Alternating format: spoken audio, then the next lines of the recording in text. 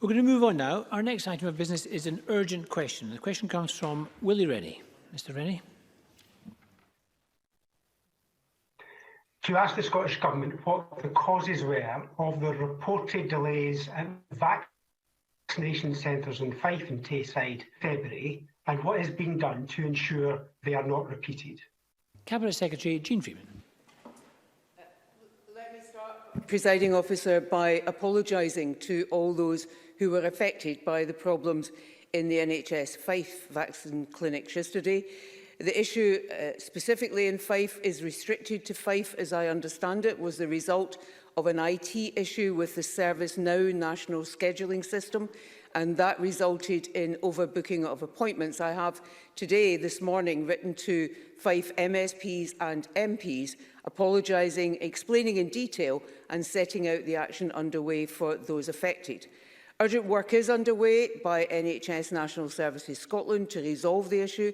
A permanent fix to the system will be in place by the end of the week, but in advance of that, standard operating procedures have been revised to ensure that the issue is not repeated. In NHS Fife, they are making alternative arrangements to ensure that appointments booked for today and tomorrow can still go ahead. For today and tomorrow, all those with an appointment will be vaccinated, with NHS Fife increasing capacity at 5 of their clinics. The Scottish Ambulance Service are also providing additional vaccinators and, where that is required, mobile units. For later affected appointments, people will receive a letter tomorrow rescheduling their appointment, and for all those who could not be vaccinated yesterday, they will be called directly. In Tayside, I understand that at the Caird Hall Clinic, due to weather conditions and associated staff and patient attendance, and also on-site training, throughput was slower than anticipated.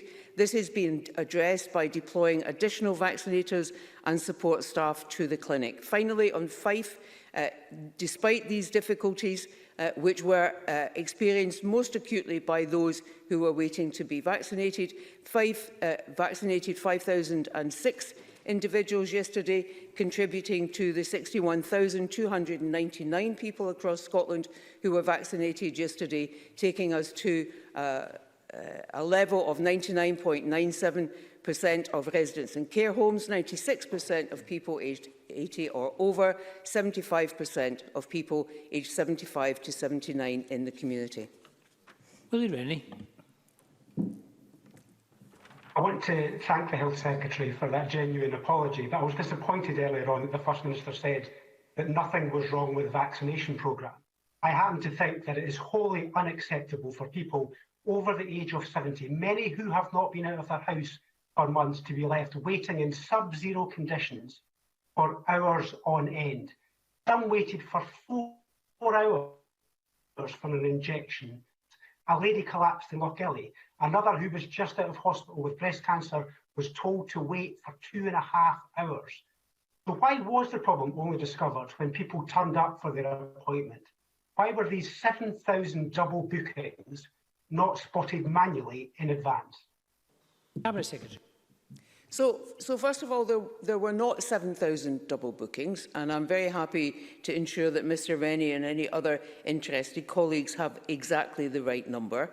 As I said, it wasn't acceptable, and I'm not sure what more Mr Rennie wants me to say about that. It wasn't acceptable. NHS Fife have acted to resolve the problem for those who did not get vaccinated, who turned up, and for those who would have been affected today and tomorrow and later on into the week, had the problem not been identified and steps been taken to resolve it. Essentially what happened was that as NHS, as I understand it, and I'm not an IT guru by any stretch of MD's imagination, as I understand it, as NHS Fife transferred from local booking arrangements to the national booking portal, there was an issue with the data transfer that was not spotted until the clinics happened.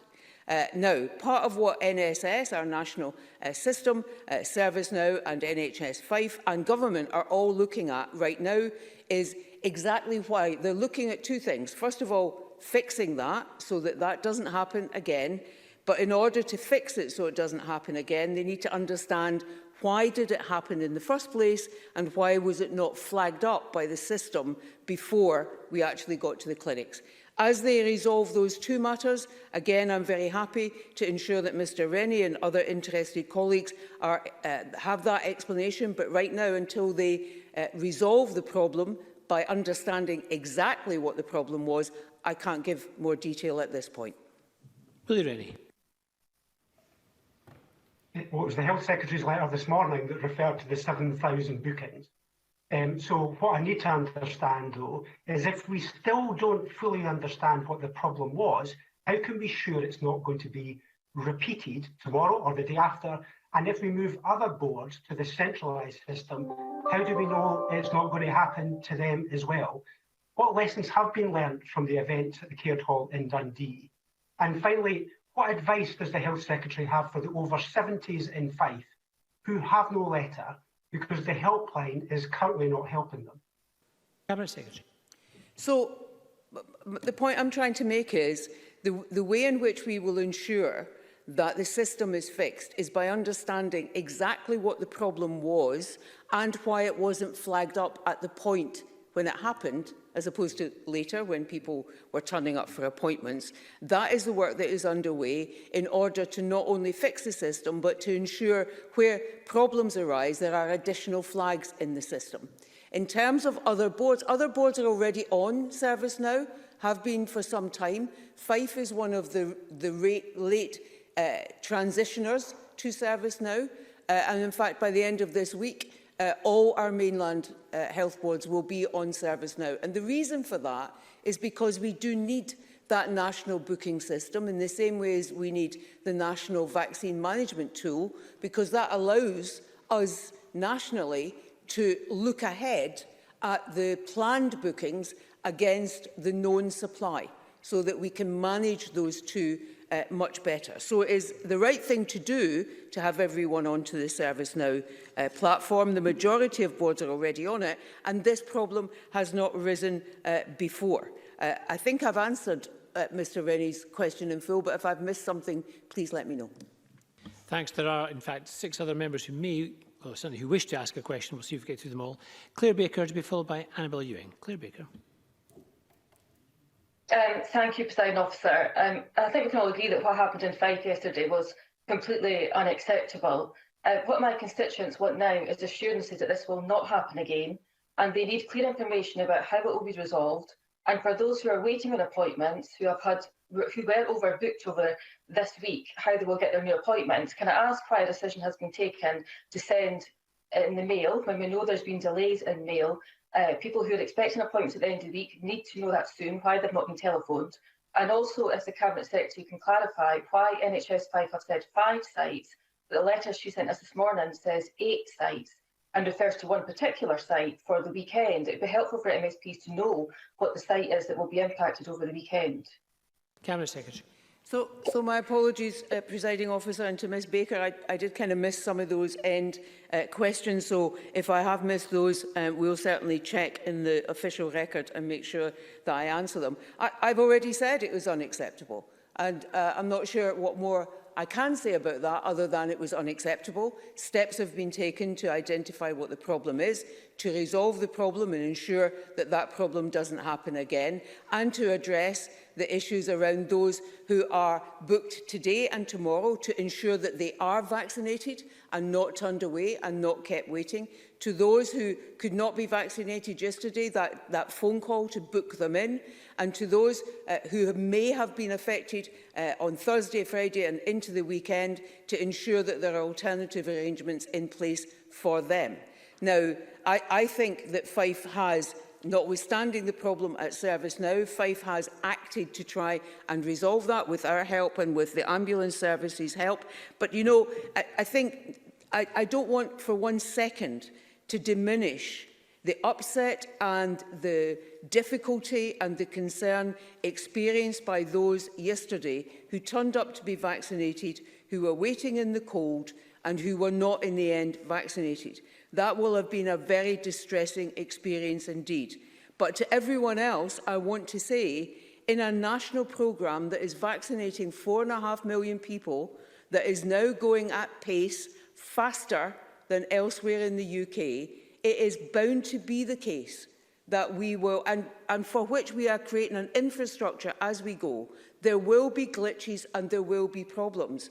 We need to fix those, we need to apologise for them, we need to ensure they don't happen again, but what we must not do is use those glitches and problems to undermine the success of the entire programme, which right now is proving itself.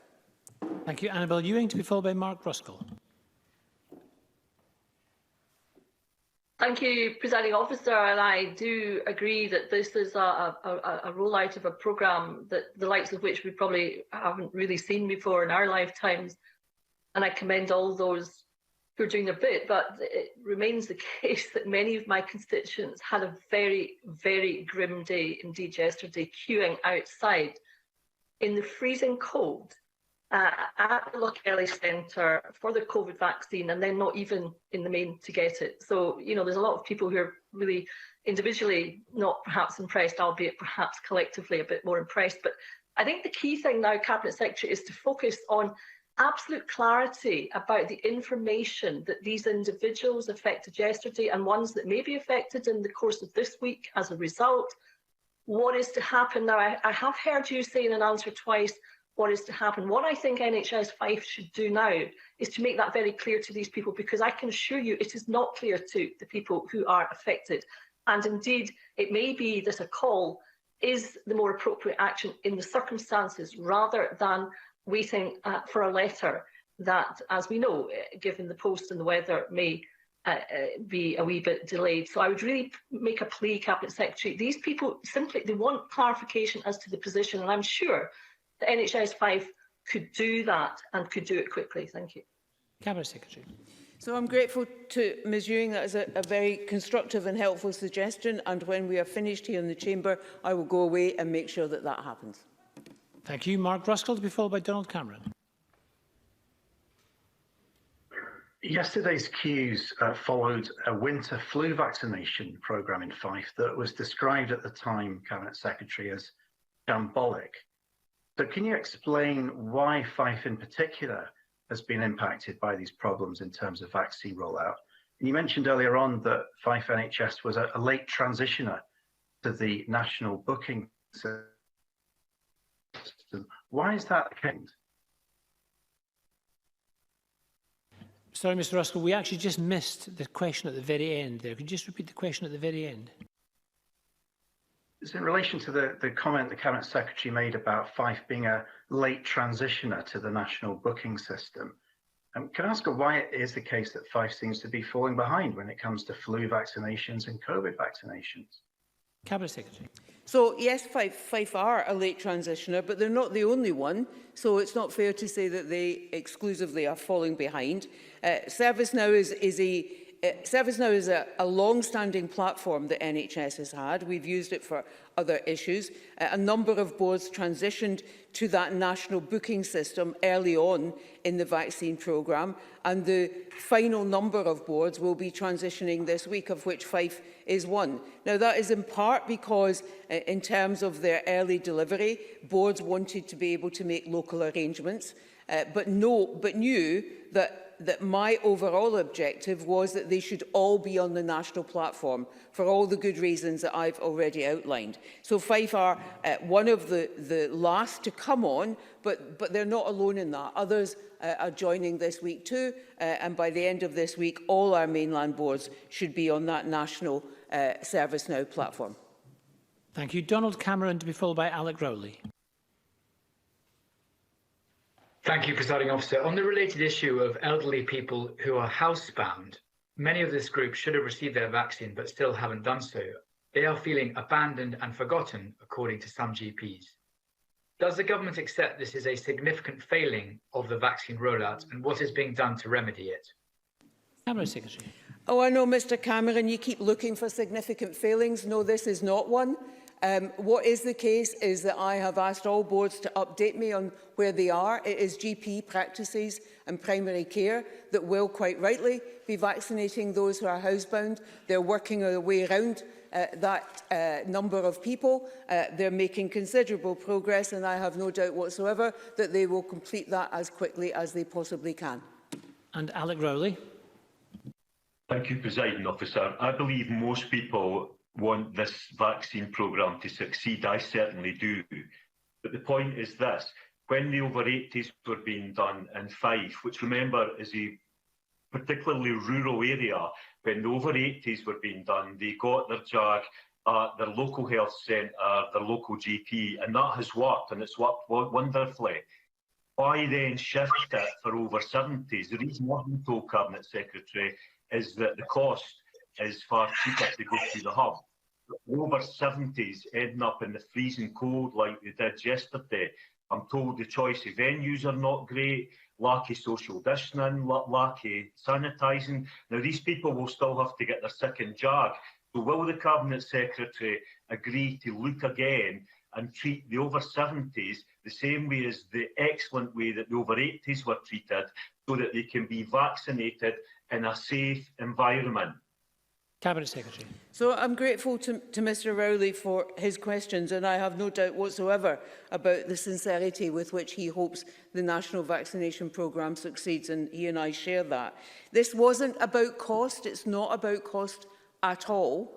And certainly, if it is the case, and I've no reason to doubt, Mr Rowley, that in these clinics we do not have sufficient protection measures in place in terms of physical distancing, sanitising and so on, then I will investigate that urgently and make sure that that is resolved. In many of our boards, the 75 to 79-year-olds have been done through GP clinics. What I undertake to do is to look again at whether Fife could do that.